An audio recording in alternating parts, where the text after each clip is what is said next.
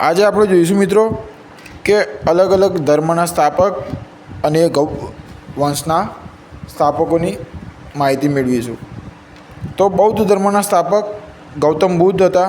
પછી જૈન ધર્મના સ્થાપક મહાવીર સ્વામી, ગુપ્ત વંશના સ્થાપક શ્રીગુપ્ત, પછી ચૌલ વંશના સ્થાપક રાજારામ પ્રથમ, એના પછી મૌર્ય સામ્રાજ્યના સ્થાપક ચંદ્રગુપ્ત મૌર્ય, ખાલસા વંશના સ્થાપક ગોવિંદસિંહ, વિજયનગર સામ્રાજ્યના સ્થાપક હરિહર અને બુક્કા હતા.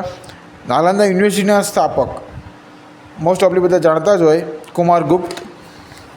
એના પછી તક્ષશિલા યુનિવર્સિટીના સ્થાપક બૌદ્ધ સાધુઓ હતા.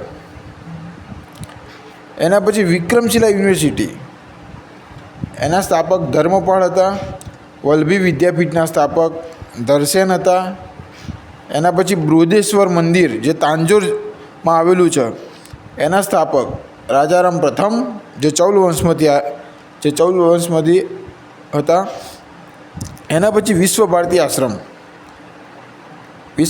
આશ્રમની સ્થાપના રવિન્દ્રનાથ ટાગોરે કરી હતી.